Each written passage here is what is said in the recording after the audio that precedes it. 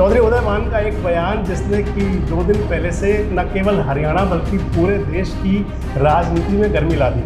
हमारे यहाँ जो एक आम बात होती है कि भाई जो अपनी पत्नी को छोड़ देता है या जिसकी पत्नी की डेथ हो जाती है तो उसे रंडवा की तरह जो रहता है उसको रंडवा कह देते हैं, जिसकी शादी ना हो उसको खंडवा कह देते हैं।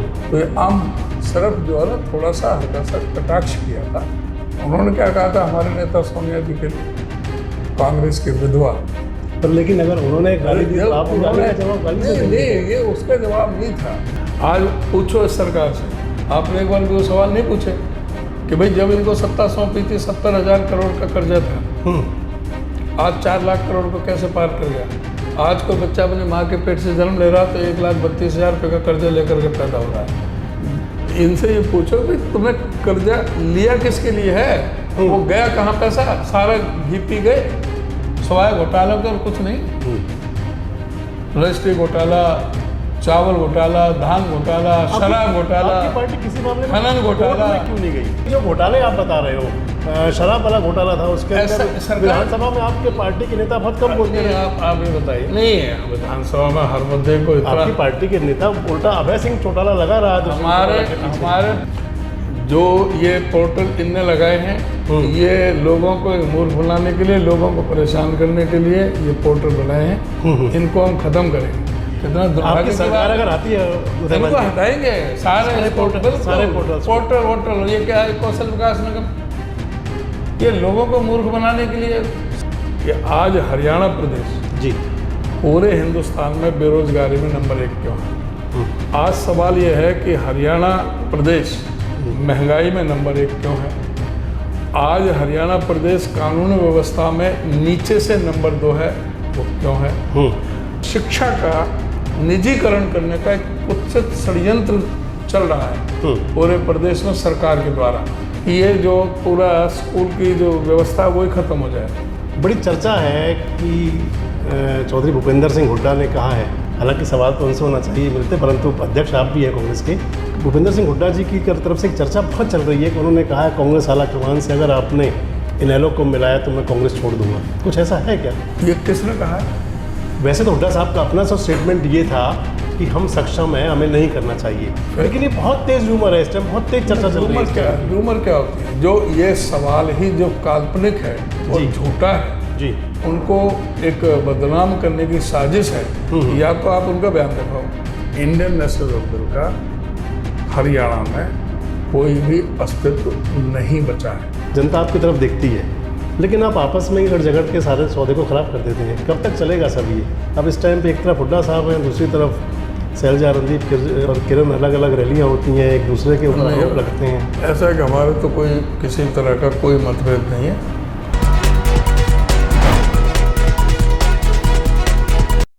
देश में चुनावी माहौल सजने लगा है और इस चुनावी माहौल के अंदर कुछ वाकई ऐसे हो रहे हैं कि जिसकी पूरे देश में गूंज हो रही है। मैं मौजूद हूं होटल के अंदर और मेरे साथ मौजूद हैं हरियाणा प्रदेश कांग्रेस के अध्यक्ष चौधरी उदयमान। चौधरी उदयमान का एक बयान जिसने कि 2 दिन पहले से न केवल हरियाणा बल्कि पूरे देश की राजनीति में गर्मी ला दी। आपको चौधरी उदयमान जी से मिलवाऊं, उनसे बात कर रहा हूं। पहले आपको 2 मिनट के अंदर बता दूं कि जो नई पीढ़ी के लोग हैं जो ना जानते हो, लगभग एक आधी सदी से यानी कि 50 साल से होडल की जो राजनीतिक धुरी है वो चौधरी उदयमान और इनके पिता चौधरी गयालाल जी के परिवार के इर्द गिर्द घूमती रही है। 1987 में सक्रिय राजनीति शुरू करने वाले चौधरी उदयमान पहली बार विधायक बने थे 87 में, और उसके बाद कभी मुड़कर नहीं देखा। आज न केवल हरियाणा बल्कि पूरे हिंदुस्तान की दलित राजनीति में चौधरी उदयमान का अपना स्थान है। तो स्वागत है चौधरी उदयमान जी आपका हमारे देश रोजाना डिजिटल प्लेटफॉर्म पर। धन्यवाद। मुझे बड़ी राजनीतिक गर्मी ला दी है आपने एक बयान दे करके। नहीं, कोई राजनीतिक गर्मी, वो तो अपने हल्के फुल्के अंदाज में बात उसकी महिला आरक्षण के साथ में है जी। जो महिलाओं का जो अपमान हो रहा है उससे संबंधित जो प्रश्न था, और हरियाणा में जो स्थिति चल रही है, पानीपत में जो गैंगरेप हुआ जी 3 महिलाओं के साथ जी, तो वो बात चली थी। और फिर था कि भाई हाँ बेटी बचाओ बेटी पढ़ाओ की बात कही गई थी, शुरुआत हरियाणा से हुई थी। लेकिन यहाँ क्या स्थिति है आज उसी पानीपत से बात शुरू हुई थी, बेटी बचाओ बेटी पानीपत से बात शुरू हुई थी जी। फिर मैंने अपने पलवल की भी बात रखी जी कि भाई मार्च 2020 से अब तक 1350 लड़कियां 18 से 27 साल की उम्र की लापता हैं। उनमें से 561 लड़कियां अभी तक बरामद हुई हैं। तो ये कानूनी व्यवस्था की उपस्थिति है। और जो केंद्रीय सामाजिक सुरक्षा सूचकांक के जो सरकार सेंट्रल गवर्नमेंट का, उसके मुताबिक भी हरियाणा पूरे देश में सबसे असुरक्षित प्रदेश माना गया है महिलाओं की स्थिति में, महिलाओं के मामले में, कानून व्यवस्था के मामले में जी। तो वो चर्चा थी। और जो एक हल्के फुल्के अंदाज में जैसे होगी थी हमारे यहाँ, जो एक आम बात होती है कि भाई जो अपनी पत्नी को छोड़ देता है या जिसकी पत्नी की डेथ हो जाती है तो उसे रंडुआ की तरह जो रहता है उसको रंडुआ कह देते हैं, जिसकी शादी ना हो उसको पंडुआ कह देते हैं। तो ये हमारी आम भाषा है, आम भाषा है। वही बात निकल गई थी।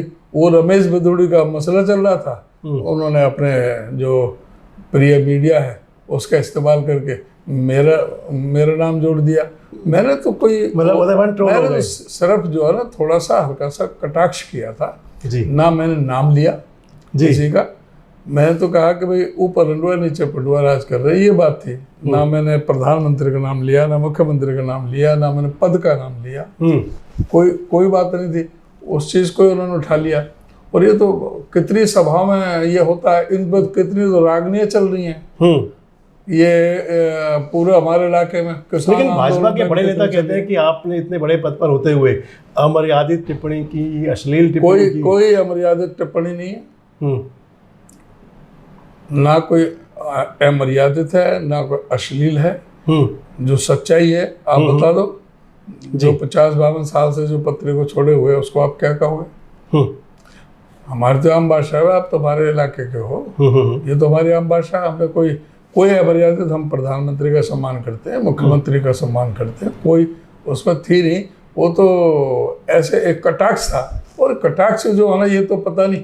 अब आप ये बताओ कि मैंने क्या कह दिया? जो प्रधानमंत्री जी जो सबसे हिंदुस्तान के सबसे बड़े पद पर विराजमान हैं, उन्होंने क्या कहा था हमारे नेता सोनिया जी के लिए? कांग्रेस की विधवा। पर लेकिन अगर उन्होंने गाली दी तो आप गाली का जवाब गाली से देंगे? नहीं, ये उसका जवाब नहीं था। मैं तो जो ना, अब जो मेरे ऊपर जो आप प्रश्न पूछ रहे हैं, मैं तो इसलिए उसको बात कर रहा हूँ कि जो मैंने क्या अमर्यादित किया। अमर्यादित तो ये लोग कर रहे हैं, मर्यादा का उल्लंघन तो ये लोग कर रहे हैं। रमेश बिधूड़ी का जिस तरह से जो बयान है, क्या वो उससे मेरी उससे टिप्पणी से जोड़ रहे हैं क्या उसको? रमेश बिधूड़ी ने जो अगर हम ये माने मुल्ला, कटुआ, भड़ुआ जी, ये भाषा है एक मेंबर पार्लियामेंट की और संसद के अंदर जी, कि आतंकवादी, उग्रवादी, भड़ुआ, मुल्ला, कटुआ, मैं तो बाहर निकल, मैं तुझे देख लूंगा और तुझे बोलने नहीं दूंगा, ये भाषा है। मतलब ये मान लें उस बयान को, उस जो रमेश बिधूड़ी के जो संसद में वक्तव्य था उसको रोकने के लिए आपको ट्रोल किया गया। हाँ, ये मान सकते हैं। हाँ, यही है। उसको, उसके बयान को, उसकी जो सारे थू हो रही थी सारे देश के अंदर, उसको रोकने के लिए, काउंटर करने के लिए मेरा जो कोई विशेष कोई बात नहीं थी जिसका मुद्दा बना दिया। अननेसेसरी, अनावश्यक, ये अनावश्यक मुद्दा बनाने का प्रयास किया गया। उदय भान जी, आप जमीनी नेता हैं। आपके इस टिप्पणी को लेकर के पूरे हरियाणा में बीजेपी के लोग प्रदर्शन कर रहे हैं, आपके निवास पर भी करने आए थे। मैं आपसे जानना चाह रहा हूं कि जो रमेश बिधूड़ी हैं वो हमारे हरियाणा के बहुत नजदीक के हैं, बदरपुर एरिया से आते हैं वो भी। क्या कांग्रेस भी कोई प्रदर्शन कर रही है कि कांग्रेस की सोच बनती है ऐसी? और अगर ऐसी अमर्यादित बात संसद में की गई, कल यहाँ होटल में रमेश बिधूड़ी का पतला फूका है। अच्छा, कल होटल में ही रमेश बिधूड़ी का पतला फूका है। और आपने कुछ तो बैनर भी लगे देखोगे बाहर भी सारी। वो जो है ना, ये कल जो आए थे वो 50 आदमी इकट्ठे नहीं कर सके। 3 एमएलए, उनका जिला अध्यक्ष, और ये काहे के लिए वो आए थे? तमाशा करने के लिए आए थे। सारा जो ना कहाँ की पुलिस बुला ली और उनके साथ में संरक्षण में ऐसे कान दबा के चुप निकले कि जैसे कि शर्म की वजह से। जी। शर्म के उससे ऐसे जो ना सेकंडों में वो एकदम तेज गति से भाग लिया। इसी को लेकर एक सवाल और है उदयभान जी, आप प्रदेश अध्यक्ष हैं नहीं, कांग्रेस आप के। जो है ना और मुद्दे पूछो। पहले तो ये अनावश्यक मुद्दे, यही कोई मुद्दा नहीं है। आपने जो कोई राजनीति की बात हाँ, पूछ रही है, इंडियन नेशनल लोकदल का हरियाणा में कोई भी अस्तित्व नहीं बचा है। मोदी के खिलाफ क्या कार्रवाई होनी चाहिए, एक और सवाल जानना बिल्कुल होनी चाहिए। जो उसने तो संसद में बहुत भारी जो है ना ये इससे ये तो गाली गलौच है। अधीर रंजन मतलब चौधरी ये तो ये एक सड़क पर जो है ना जिस तरह से जो लड़ाई लड़ते हैं, जो गली के लोग होते हैं, गली के जो, अब मैं शब्द नहीं बोलना चाहता, ठीक है जी, उनका वो फिर टोल हो सकते हैं। अपने आप समझ जाओगे। उदयभान जी, आज 25 सितंबर है, कैथल में रैली हो रही है चौधरी देवीलाल की जयंती की। बड़ी चर्चा चल रही है बहुत तेज कि आज इंडियन नेशनल लोकदल जो देवीलाल जी की उनके जो पीढ़ी है, ओम प्रकाश चौटाला, अभय सिंह चौटाला, उनकी जो पार्टी है इनेलो, वो इंडिया गठबंधन का हिस्सा बन सकती है। और उस रैली के अंदर पता लगेगा अब ये गजे के आसपास शुरू होगी तो कांग्रेस के कोई नेता शामिल हो सकते हैं। क्या आपके पास भी कोई संदेश है उस रैली को लेकर? नहीं, मेरे पास कोई संदेश नहीं है जी। और कौन पहुंचेगा वो अभी 2 घंटे बाद पता लग जाएगी। अभी 2 घंटे बाद पता लग जाएगा। हाँ, वो प्रयास जरूर कर रहे हैं इंडिया गठबंधन में शामिल होने के लिए जी। और अब ये एक पार्टी का गठबंधन नहीं है जी, ये 28 पार्टियों का गठबंधन है। इसकी एक कोऑर्डिनेशन कमेटी बनी हुई है, वो फैसले लेती है। जो फैसला लेगी और जो हमारा नेतृत्व जो हमसे कहेगा वो सबको मान्य हो। चौधरी भूपेंद्र सिंह हुड्डा कह रहे हैं, लेकिन जी, जो नेतृत्व हमसे यहाँ के जमीनी हकीकत पूछेगा जी, तो ये हमारा दायित्व बनता है कि हम अपने नेतृत्व को जमीनी हकीकत बताएं। जमीनी हकीकत ये है कि इंडियन नेशनल लोकदल का हरियाणा में कोई भी अस्तित्व नहीं बचा है। ये सहारा तलाश कर रहे हैं कि कोई कांग्रेस का सहारा मिल जाए, वो हम उस पर कुछ सीट हासिल कर ले। लेकिन हमें ये भी बताना जरूरी है कि इनका पूरा अतीत भारतीय जनता पार्टी के बी टीम के रूप में रहा है। इस समय भी जो ये टेन्योर जा रहा है, इसमें भी इन्होंने राष्ट्रपति के चुनाव में बीजेपी को वोट दिया, उपराष्ट्रपति के चुनाव में बीजेपी को वोट दिया, राज्यसभा के चुनाव में बीजेपी को वोट दिया। ये हमेशा बीजेपी के साथ खड़े रहे हैं, हमेशा कांग्रेस का इन्होंने विरोध किया है और अब ये कांग्रेस का लाभ उठाने, कांग्रेस के कंधे पर चढ़ के कुछ सीटें हासिल करना चाहते हैं। हम ये भी बताना चाहेंगे कि जो सीट अगर कोई इनको दे भी दी गई लोकसभा की, ये लोकसभा में की है ये मामला, तो जी, तो चाहे विधानसभा का मामला हो, कोई सीट इनको दे दी गई तो ये बीजेपी के साथ खड़े मिलेंगे, ये इंडिया गठबंधन के साथ नहीं होंगे। इनकी जो हकीकत है हमसे पूछेंगे, हम बताएंगे जी। लेकिन जो फैसला होगा नेतृत्व का वो सबको यानी कि चौधरी भूपेंद्र सिंह हुड्डा जैसा कह रहे हैं कि हरियाणा में कोई अस्तित्व नहीं है, तो आपका भी विचार वही है कि इनेलो का हरियाणा में कोई वजूद नहीं है, कांग्रेस अपने दम पे सक्षम है? सारी कांग्रेस का ही यही ख्याल है। हमारे दो का नाम आप लेके मतलब ठीक है, पीसीसी और सीएलपी। जी जी। मैं समझता हूँ कि कोई भी कांग्रेस का नेता इनके साथ गठबंधन के पक्ष में नहीं है, ऐसा मेरा मानना है।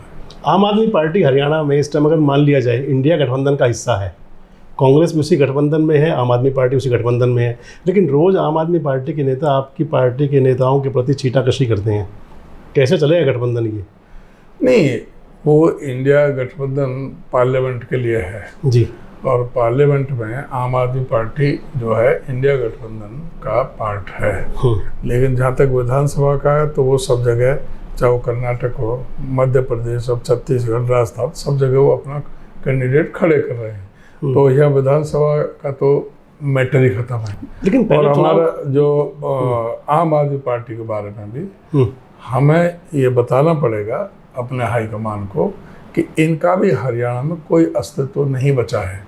कारण ये है कि पहले 90 विधानसभा और 10 लोकसभा जो चुनाव हुए, सभी के सभी एक भी ऐसी सीट नहीं है जहां आम आदमी पार्टी की जमानत बची हो। जी। दूसरा, अभी अभी हिसार में आदमपुर में उपचुनाव हुआ था। और आपको पता है हिसार दिल्ली के मुख्यमंत्री श्री अरविंद केजरीवाल का गृह जिला है। सिवानी को रहने वाले, सिवानी से ही टच करता हुआ हल्का है आदमपुर जी। आदमपुर में पूरा जोर लगाया अरविंद केजरीवाल जी ने। उनके साथ ही जो पंजाब की नई नवेली सरकार बनी और वो साथ लगता था पंजाब भी, वहाँ के मुख्यमंत्री भगवंत मान जी, दोनों मुख्यमंत्री और पूरा आम आदमी पार्टी का पूरा नेतृत्व पूरा उस आदमपुर के उपचुनाव में पूरा दमखम अपना लगाया, जोर लगाया। तब उनकी 2.9% वोट मिली उनको जी।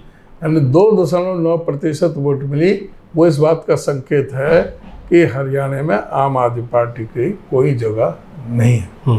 हमें पता नहीं है, फिर भी जैसा कहा हमारे नेताओं ने भी कहा है कि भाई अगर कहीं कोई कुर्बानी भी देनी पड़ेगी तो दे सकते हैं, वो हमारा नेतृत्व सोचेगा। हमें अपने यहाँ की हकीकत बताने का हमारा काम है, बाकी नेतृत्व सोचेगा, जो नेतृत्व का फैसला होगा वो सबको। मेरी आपसे कल भी बात हो रही थी सोई साहब, बड़ी चर्चा है कि चौधरी भूपेंद्र सिंह हुड्डा ने कहा है, हालांकि सवाल तो उनसे होना चाहिए मिलते, परंतु अध्यक्ष आप भी हैं कांग्रेस के, भूपेंद्र सिंह हुड्डा जी की तरफ से एक चर्चा बहुत चल रही है कि उन्होंने कहा है कांग्रेस आला कमान से अगर आपने इनेलो को मिलाया तो मैं कांग्रेस छोड़ दूंगा। कुछ ऐसा है क्या? ये किसने कहा है? वैसे तो हुड्डा साहब का अपना स्टेटमेंट ये था कि हम सक्षम हैं, हमें नहीं करना चाहिए, लेकिन ये बहुत तेज रूमर है, इस टाइम बहुत तेज चर्चा चल रही है। रूमर क्या होती है? जो ये सवाल ही जो काल्पनिक है और झूठा है जी, उनको एक बदनाम करने की साजिश है। या तो आप उनका बयान दिखाओ जी, कोई उनकी किसी भी तरह का कोई उनकी स्टेटमेंट दिखाओ, कहीं भी किसी तरह का कोई बाइट हो आपके पास में वो दिखाओ। एक किसी सुनियोजित साजिश के तहत कोई बदनाम करने के लिए किसी को राजनीति में जिस तरह से इस्तेमाल हो रहा है मीडिया का, मेरे से भी ऐसे 3-4 पत्रकारों ने सवाल पूछा। आप चौथे पत्रकार हैं जिन्होंने ये प्रश्न रखा है, और मैंने हर बार ये पूछा। प्रेस कॉन्फ्रेंस भी थी, एक पत्रकार ने पूछा, मैंने कहा भाई आपने ये कहाँ से ये आपको मिला है, आपके पास कोई सबूत है? चंडीगढ़ के सारे पत्रकार थे। मैं आपसे पूछ रहा हूँ आपके पास कोई सबूत है? तो वही सवाल करा जी। जो ये इस तरह के जो काल्पनिक या झूठे या किसी को बदनाम करने की नियत से अगर कोई प्रश्न किया जाता है तो उस पर प्रश्न उठता है। मतलब कि साजिश है कोई, ये भी कोई साजिश है। ये साजिश कोई ना कोई, मतलब क्या कहाँ से चली है ये रूमर किसने चलाया है, किसका है? तो ये तो आप करें किसी को जो ना एक इतना तमाम वेबसाइट्स पे सभी पे चला इस बात को। चौधरी भूपेंद्र सिंह हुड्डा एक अपनी शख्सियत है, हरियाणा में 2 बार मुख्यमंत्री रहे हैं, 10 साल 7 साल कांग्रेस के प्रदेश अध्यक्ष रहे हैं, 4 बार MP रहे हैं, 5 बार MLA रहे हैं। तो उनका अपना स्थान है। उनकी छवि को बिगाड़ने के लिए उनके विरोधी भी बहुत है। किसी ने कोई बात कह दी और उसको जो ना आगे बढ़ा दिया, उसको आगे बढ़ा दिया। ऐसे पत्रकारों ने कि भाई जो ना, हाँ इसमें क्या है, इसमें क्या है? अरे भाई कोई है तो तुम बताओ ना जी कि भाई ये चीज चलाई किसने, कहाँ से चली, ये कब कहा, हुड्डा साहब ने कब कहा, किसके सामने कहा, किस व्यक्ति से कहा, किसी नेता से कहा, किसी पत्रकार से कहा, किसी कार्यकर्ता से कहा? कोई चीज हो तो सही कहीं सिर पैर की, जो है ही नहीं। और ऐसे काल्पनिक सवाल ऐसे जो होंगे, खड़े होंगे, तो उससे फिर ये नियत पर भी ये जाता है कि भाई हुड्डा साहब की इसकी छवि को खराब करने का एक षड्यंत्र है जी, साजिश है। उदयवन जी, 1 वर्ष से ज़्यादा होगा आपको कांग्रेस का अध्यक्ष बने हुए। 9 साल पहले भी संगठन नहीं बन पाया था। बड़ी उम्मीद थी कि आपके अध्यक्ष बनने के बाद बहुत जल्दी कांग्रेस का संगठन पूरे स्टेट में खड़ा हो जाएगा। क्या उम्मीद समझे आगे हो? इसमें कई कारण थे। आपको पता है 9.5 साल से संगठन हमारा है नहीं जी, और उसके लिए काफ़ी प्रयास किए गए।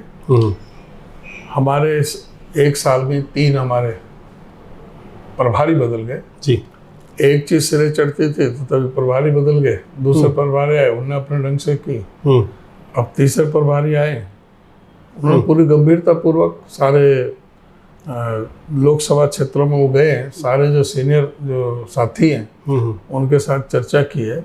उसके बाद उन्होंने AICC की टीम 11 टीम बनाई है, 11 कोऑर्डिनेटर जी, उन्होंने अपनी रिपोर्ट दे दी है। वो रिपोर्ट पर मंथन चल रहा है और हम उम्मीद कर रहे हैं कि अभी शायद हफ्ते 10 दिन में आपसे भी सूची मांग ली गई होगी शायद, जो संभावित जिलाध्यक्ष या जो संभावित चीज़ थी ये पर्यवेक्षक मीडिया की बात नहीं है। जो चीज़ है वो टेबल पर बात करी जाती है।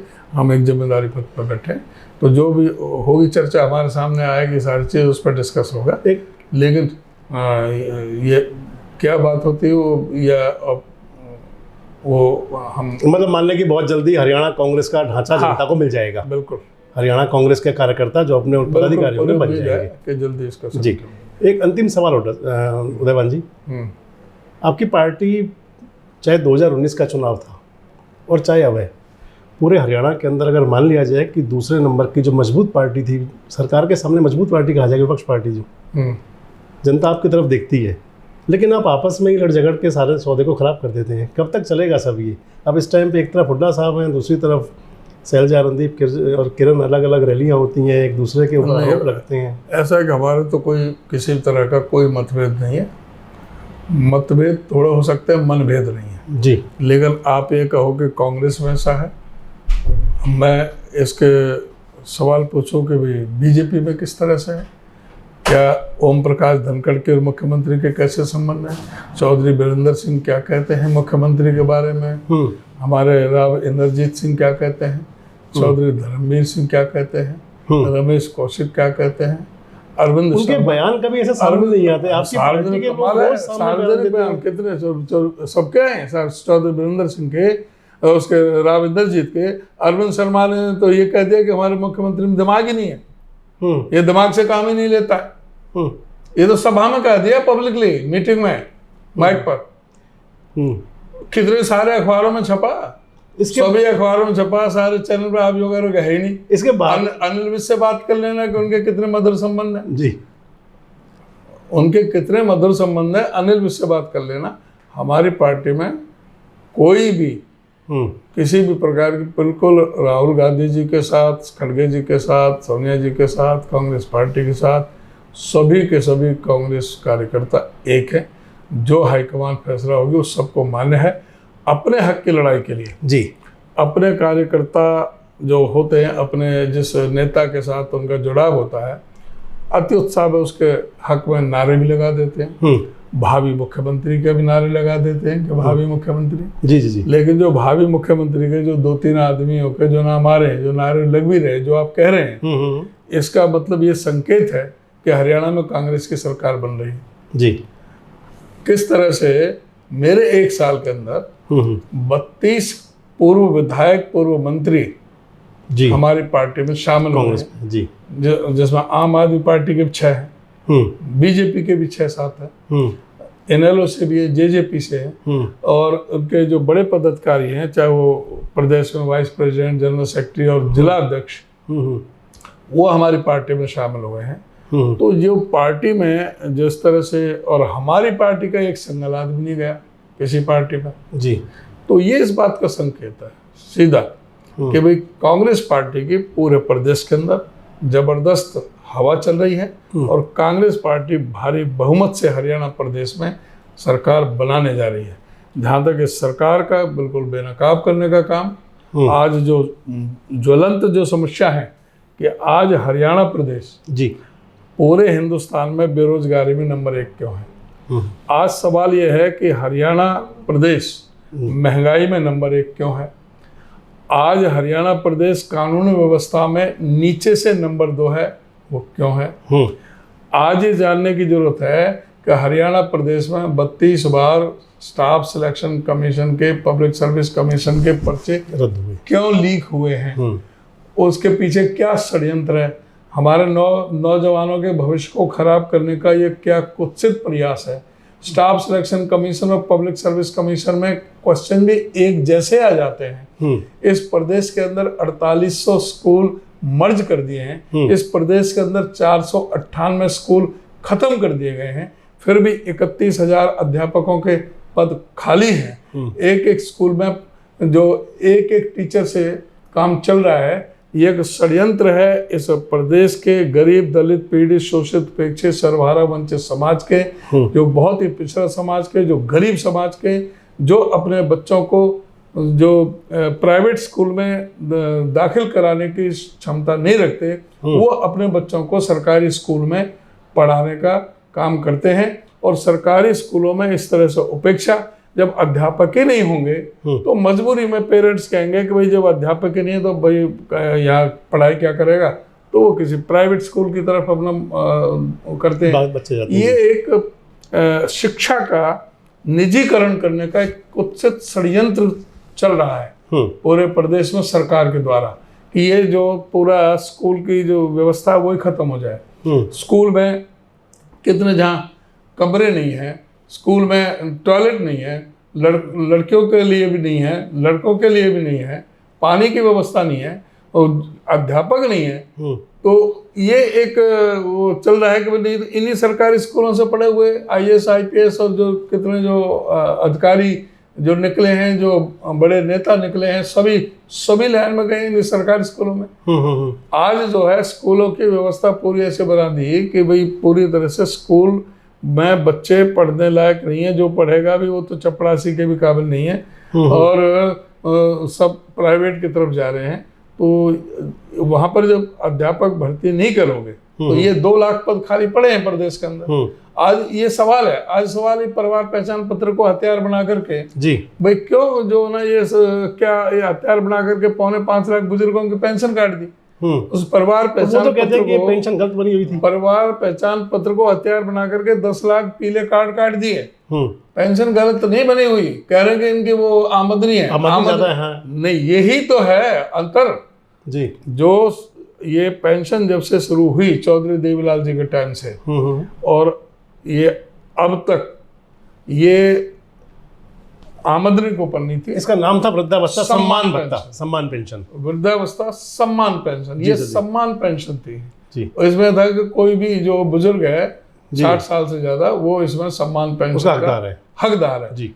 तो ये पेंशन परिवार पहचान पत्र को हथियार बना करके ये पेंशन उड़ा दी। ये तो थी नहीं, ये इस सरकार ने किया, इससे पहले कभी था नहीं, इससे पहले कभी नहीं था, तो इन्होंने ही तो वो किया है। और उसमें 4.25 लाख लोगों के पेंशन कटे, BPL कार्ड कर दिए। और आपको पता है कि परिवार पहचान पत्र कैसे बने?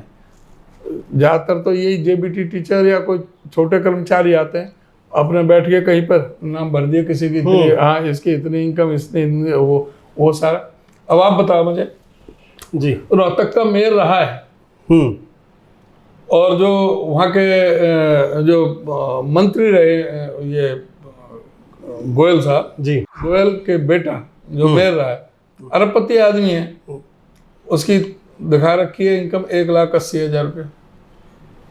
रामचंद्र जांगड़ा जो मेंबर पार्लियामेंट है राज्यसभा का, उसकी आमदनी दिखा रखी है 1,80,000 रुपया। कितना दुर्भाग्य की सरकार अगर आती है तो हटाएंगे सारे पोर्टल वोटल। ये क्या है? कौशल विकास निगम, ये लोगों को मूर्ख बनाने के लिए सारा जो है ना, एक तो रेगुलर नौकरी नहीं, कॉन्ट्रैक्ट पर नौकरी देते हैं, अपनी मनमर्जी के जिसको चाहते हैं उसको लगाते हैं। क्या इसमें रिजर्वेशन पॉलिसी लागू है? नहीं है। ये कितना बड़ा अत्याचार है, सारे शेड्यूल कास्ट को एक तरफ कर दिया है, अपनी मर्जी से वो कर इसमें रखे गए। ये कौशल विकास निगम हुआ, ये परिवार पहचान पत्र हुआ, ये जो पोर्टल धक्के खाते फिर रहे हैं, सारे परेशान हो गए। मंडियों में, मार्केट कमेटियों में, सब जगह कोई उनकी फसल को कोई लेने वाला नहीं है। आज जो धान की फसल है, धान की फसल आ रही है, धान की मजबूरी में किसान को 200 से 300 रुपये क्विंटल जो है घाटे से बेचना पड़ता है। आपको पता है कि धान की फसल को घर में नहीं रख सकता किसान, मंडी में लेकर आएगा। 5 तारीख से धान आ रहा है, 15 तारीख से इन्होंने कहा था कि हम धान खरीदेंगे, फिर उसका मंत्री का आया बयान कि हम 20 तारीख से धान खरीदेंगे। अब कह रहे हैं चिट्ठी लिखी है हमने केंद्र सरकार को, 1 अक्टूबर से हमें परमिशन दी जाए जी। ये जब धान खरीदेंगे जब किसान का धान व्यापारियों में चला जाएगा, और फिर व्यापारियों से मिली भगत करके फिर वो जाएगा। वही अब चल रहा है। सूरजमुखी की फसल आई, 6400 रुपये रेट था, 4,000 और 4,500 के बीच में सूरजमुखी बिकी। 2000 से 2500 रुपये क्विंटल सूरजमुखी को बेचना पड़ा, MSP नहीं मिली। बाजरा है आज भी हमारे सारे से इलाके में, मेवात में, रेवाड़ी में, महेंद्रगढ़ में, भिवानी में बाजरा बहुत संख्या में होता है। हमारे यहाँ भी होता था, कम होता है, अभी भी कुछ अभी भी है, एरिया है होता है पर कम होता है। क्या भाव बिक रहा है बाजरा? 600-700 रुपये क्विंटल नीचे बेचना पड़ रहा है किसान को।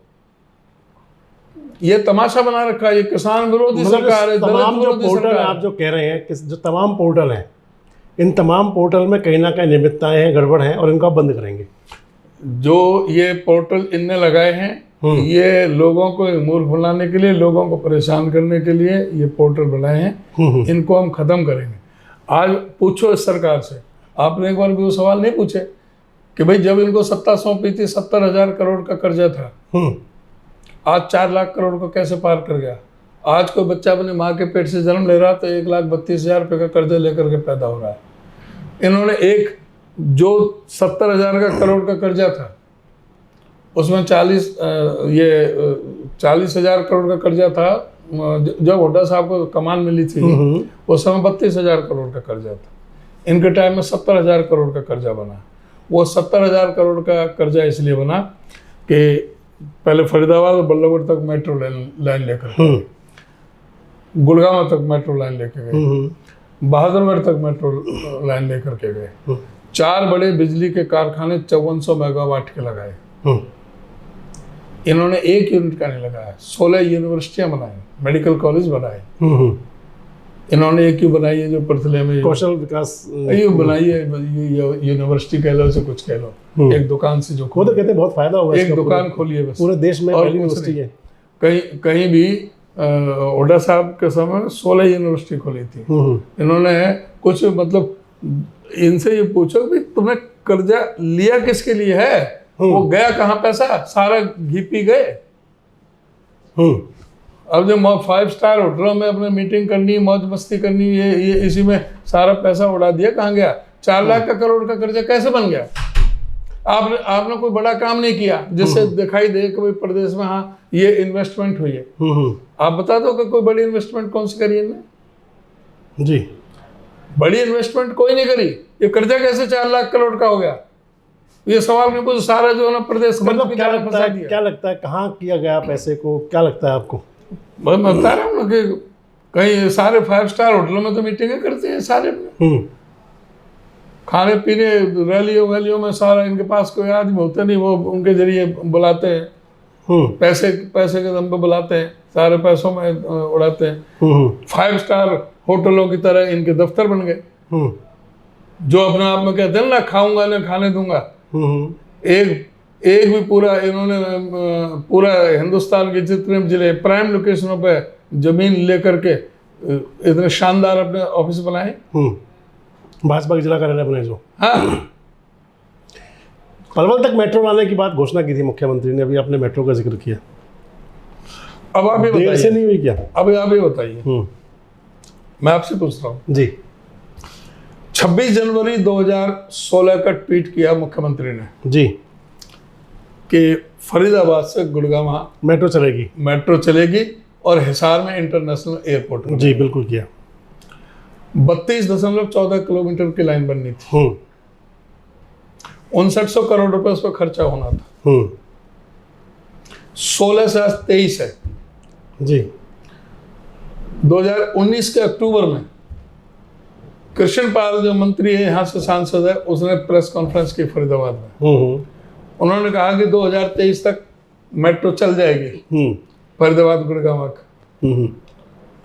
आप उसका जवाब दो कि उसका क्या रहा? पहले जो 7 साल से जो कह रहे DPR भी बन चुकी है, डिटेल जो प्रोजेक्ट रिपोर्ट वगैरह वो बन गई है, 2023 तक कंप्लीट हो जाएगी।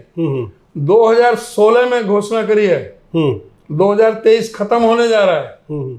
रिजल्ट गोलंडा जीरो जी। वही पोजीशन यहाँ की है। आकर के वहां गतपुरी पे घोषणा कर दी कि बल्लभगढ़ से पलवल मेट्रो, और अगले दिन ही वो तेजी दिखाई कि 24 किलोमीटर की बनेगी, 4300 करोड़ 180 करोड़ रुपए प्रति किलोमीटर खर्चा आएगा। Result zero. इनसे ये पूछो, वही रहेगा कि जो ये पूछो मेट्रो का हुआ। इनसे जवाब ये पूछो कि आपने मेट्रो के लिए बजट में कितने रुपए रखे हैं। भाई जो 40% हिस्सा जो हरियाणा सरकार ने देना, 60% वो देगा जो इक्विटी। हाँ, जो इक्विटी शेयर जो देना हरियाणा का, तुमने कितना बजट में शेयर रखा है? और 16 से अब तक बता दो 7 साल में तुम्हारा 1 इंच 1 पिलर नहीं बना, 1 रुपया तुमने नहीं रखा बजट में, 1 रुपया तुमने प्रोविजन नहीं किया पैसे का, तुमने पैसे भी नहीं मांगे, कोई तुमने आगे कुछ कार्रवाई नहीं की। और उधर उत्तर प्रदेश की सरकार ने 38 किलोमीटर मंजूर करा ली, वहां पर काम शुरू हो गए। उन्होंने अपने बजट में प्रोविजन करके वहां काम शुरू हो रहा है। गाजियाबाद तरफ और उधर नोएडा, ग्रेटर नोएडा में वो सारा डेवलप हो रहा है, आगे हो रहा है। लखनऊ के अंदर हो रही है मेट्रो, और इन्होंने कहीं भी कुछ नहीं किया। आप खासकर पलवल फिलहाल बात कर रहे हैं, आपके क्षेत्र में होडल के अंदर जो यमुना पर पुल की बात थी, कहाँ तक पहुंची? मैं आ रहा था उसी पे, मैं अभी आपने शुरुआत करी ना कि अभी बल्लभगढ़ से रही है, यहाँ भी यही पोजीशन है जो आप बता रहे हो। 5 अप्रैल 2016 को नितिन गडकरी और मुख्यमंत्री जी आए थे केएमपी का उद्घाटन करने के लिए जी, पलवल से और मानेसर के लिए जी। उस दिन घोषणा की थी जमुनापुर की हसनपुर में। उसके बाद 9 अक्टूबर 2016 को हसनपुर में रैली की थी मुख्यमंत्री जी ने, वहाँ घोषणा की थी हसनपुर में जमुना पुल की। आज तक 1 इंच जमीन एक्वायर नहीं की। किस जगह वो बनेगा, किस पर सेक्शन 4 लगेगा, मतलब मान लें कि डीपीआर बनती है, घोषणा होती है, उसके बाद कुछ नहीं। सेक्शन 4 लगेगा, 6 लगेगा, 9 लगेगा, अवार्ड सुनाया जाएगा, जो वहां से पैसे आएंगे उनको, किसानों को पैसे दिया जाएगा, फिर तुम ठेके छोड़ोगे, फिर तुम्हारा ठेकेदार काम करना शुरू करेगा, जब वो चलेगा। 16 से 23 तो हो गया 7 साल। यूपी वाले ने अपनी तरफ से कर दिया, इन्होंने शुरू नहीं किया अभी। मतलब अब बता दो उसके लिए कितना बजट रखा है। यूपी की सरकार ठीक है, मुख्यमंत्री ठीक है, इनके मुकाबले तो यूपी की सरकार ठीक है, इनके मुकाबले ठीक है जी। ये तो बिल्कुल ही बेकार साबित हुए हैं हर मोर्चे पर, सवाए घोटालों के और कुछ नहीं। रजिस्ट्री घोटाला, चावल घोटाला, धान घोटाला, शराब घोटाला। आपकी पार्टी किसी मामले में खनन घोटाला में क्यों नहीं गई है? किसी भी मामले में आपकी पार्टी के नेताओं ने कोर्ट का रुख क्यों नहीं किया? कोर्ट ने ये प्रदर्शन और धरना, ये कोर्ट का काम थोड़ी है कि भाई अभी मेट्रो का नहीं, जो घोटाले आप बता रहे हो, शराब वाला घोटाला था, उसके अंदर विधानसभा में आपके पार्टी के नेता बहुत कम बोलते हैं। आप ही बताइए। नहीं है विधानसभा में हर मुद्दे को आपकी पार्टी के नेता उल्टा अभय सिंह चौटाला लगा रहा है। हमारे पार्टी के नेता ऐसा एक भी मुद्दा नहीं है जिसको हमारे पार्टी ने नहीं उठाया। अभय सिंह चौटाला क्या उठाएगा, तो खुद ही मिला हुआ उनसे, वो क्या उठाएगा? मुद्दे जो विपक्ष के थे, मैं खासकर शराब घोटाले कह रहा हूँ, चाचा भतीजे का मामला है जो उनका। चाचा भतीजे का मामला भी क्या है? चाचा भतीजे जब वोट की जरूरत होती है, दोनों मिलकर के, दोनों चाचा भतीजे संग जाएंगे, जाकर के राज्यसभा में वोट देंगे। चाचा भतीजे जाएंगे और उपराष्ट्रपति के चुनाव में वोट देंगे। चाचा भतीजे संग जाएंगे और जाकर राष्ट्रपति के चुनाव में वोट दे देंगे। क्या मतलब? अरे एक है जी, कहीं में कोई फर्क नहीं है। ये बिल्कुल एक है। एक तो ये तू इधर को कर ले, तू इधर से कोशिश कर ले, कुछ तुम्हारी दुकान जमी रहे, क्योंकि दुकान दोनों की खत्म हो गई है। इनकी क्रेडिबिलिटी जनता में खत्म है, कहीं किसी के पास कोई सौदा नहीं है। और सारे जो घोटाले के है ना, वो इनके इसके में हुए हैं, दुष्यंत चौटाला के में। एसआईटी बनी है, आज तक किसी भी एसआईटी की रिपोर्ट प्रकाशित नहीं हुई है। कोई एसआईटी की रिपोर्ट, जो एसआईटी ने जो भी कोई अपनी रिपोर्ट बनाई है, वो कभी जनता के सामने नहीं लाई गई। एसआईटी बना देंगे जब कोई है। एसआईटी जो है ना, वो रद्दी की टोकरी में डालने का हथियार बन गया। जांच हुई, रिपोर्ट क्या निकली, क्या निष्कर्ष निकला, कोई पता नहीं। हाँ, कोई पता है, जिस समय हल्ला होता है, प्रेशर पड़ता है, एसआईटी गठित कर दीजिए हमने जी, हो गएगा, आएगी इन्वेस्टिगेशन हो गई, स्पेशल इन्वेस्टिगेशन टीम बन गई है, और वो अपने जांच करके दूध का दूध, पानी का पानी कर देगी। पर ना दूध अलग हुआ, ना पानी अलग हुआ। चलिए, वो वहीं कोई रहेगी। किसी भी एसआईटी की रिपोर्ट जी। उजागर नहीं की गई सरकार के द्वारा, उसकी और मजबूरी भी है उसकी जेजेपी की। तो वो है ना एक फिल्म आज के MLA राम अवतार, तो उसका जो है ना वो फाइल जो तीन के जो इनके सारी जो गड़बड़ी है वो सारी रखिए, कान नहीं खुड़का सकता बीजेपी। मतलब नब सरकार के हाथ में है, नब सरकार के हाथ में है। ये दुष्यंत चौटाला तो कान नहीं खुड़का सकता। जैसे बीजेपी नचाएगी वैसे नाचना पड़ेगा। वो रखेंगे तो साथ रहेंगे, छोड़ेंगे तो छोड़ देंगे ही कहेंगे। चलिए उदय भान जी, बहुत सारी बातें कही। हरियाणा के कांग्रेस जनों के लिए और हरियाणा की जनता के लिए कोई संदेश अगर आप देना चाहें हमारे माध्यम से। हमारा तो संदेश यही है कि प्रदेश के अंदर एक तो प्रेम प्यार भाईचारा बना के रखें।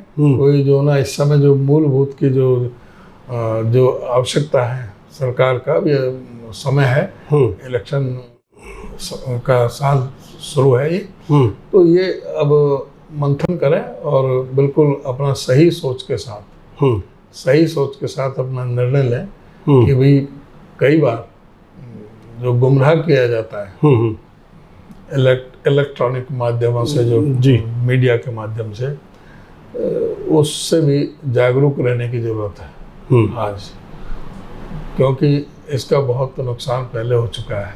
यहाँ भी 75 पार का नारा खूब हुआ, यहाँ भी मीडिया ने खूब कहा कि 78 से 83 सीटें बीजेपी की आ रही हैं, कांग्रेस की 3 से 5 आ रही हैं। तो ऐसी चीज़ों से भी बहुत सावधान रहने की जरूरत है जी, क्योंकि जो मूलभूत समस्याएं जो आज भुगत रहे हैं उन समस्याओं पर अपना निर्णय लें और भाईचारे को बना कर रखें। तो ये थे हरियाणा प्रदेश कांग्रेस के अध्यक्ष चौधरी उदय भान, जिन्होंने कई मुद्दों पर बातें की। विशेष ये थी कि जो चौधरी भूपेंद्र सिंह हुड्डा के बारे में बातें चलाई जा रही हैं वो केवल मात्र अफवाह हैं, उन अफवाहों में कोई दम नहीं है। चौधरी भूपेंद्र सिंह हुड्डा और चौधरी उदय भान और पूरी कांग्रेस एक है, राहुल गांधी जी के नेतृत्व में, सोनिया जी के नेतृत्व में। इसके साथ साथ इन्होंने कहा कि हरियाणा प्रदेश पे पिछले 9 साल में जो सरकारी कर्ज था वो लगभग बढ़ कर के 3 और 4 गुना से ज़्यादा हो गया। इसके साथ साथ उदय भान जी ने 5 गुना तक हो गया। हम आपको ठीक करते हैं, वो कर्ज जो था सरकारी कर्ज था जो 5 गुना तक हो गया। और इसके साथ साथ उदय भान जी ने ये कहा कि इंडियन नेशनल लोकदल की दुकान में सामान नहीं है और जो चाचा भतीजे आपस में लड़ते दिखते हैं वो आपस में एक हैं। और कई मुद्दों पर बातचीत की। आने वाले दिनों में फिर किसी विशेष हस्ती से आपसे मिलवाएंगे। जुड़े रहें हमारे साथ, देखते रहें देश रोजाना। धन्यवाद। हमारे साथ जुड़े रहने के लिए देखते रहिए देश रोजाना का YouTube चैनल, सब्सक्राइब कीजिए। साथ ही देश रोजाना की खबरें सबसे पहले देखने के लिए प्रेस कीजिए बेल आइकन।